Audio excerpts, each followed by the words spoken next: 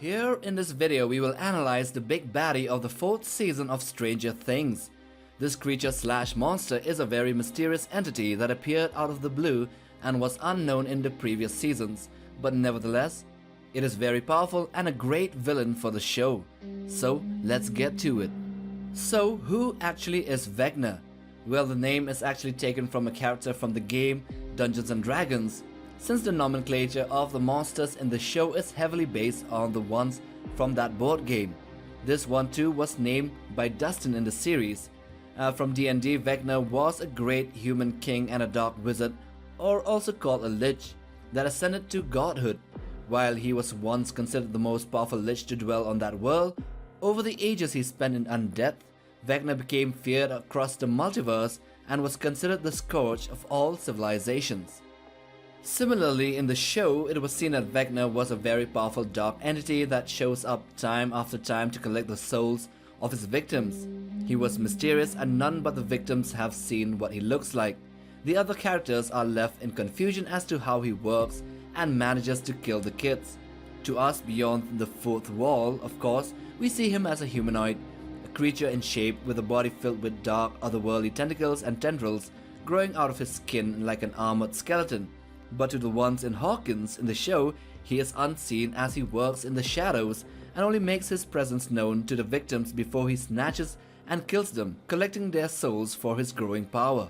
So what are the real origins of Vecna?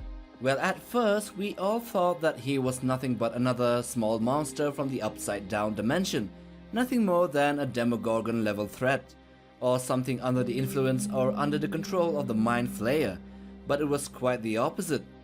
He is in fact the one who is in control of the other monsters, most probably the one behind the Mind Flayer as well.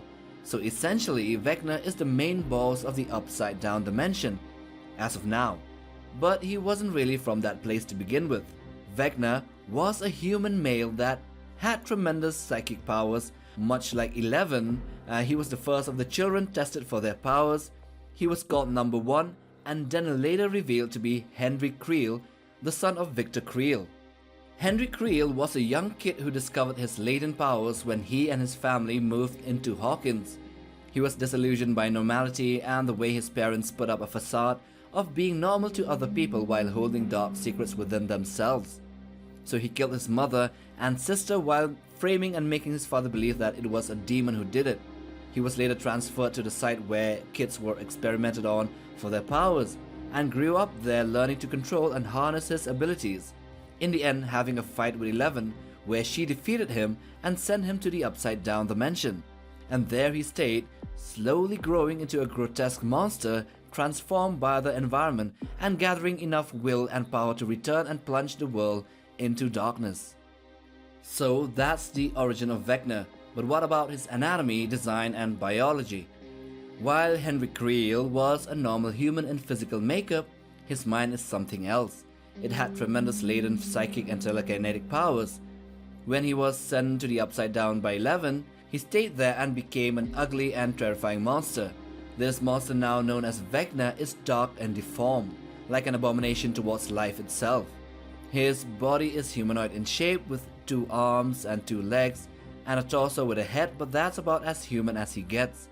His epidermal layer is filled with tendrils and tentacles that wrap around his body like overgrown tumorous roots. His face bears a skeletal appearance, with no visible hair on his head, not even ears or a nose. His eyes are a pale blue in color. He kinda looks like Skeletor from He-Man, or something of that sort mixed with the likes of the Swamp Thing. One of his hands had overgrown claws that he uses to pull the victims in a trance and lift them up and drag out their souls and life force. But the most peculiar part of his body is the ability of him to control the tendrils in his dimension and connect with them via his back.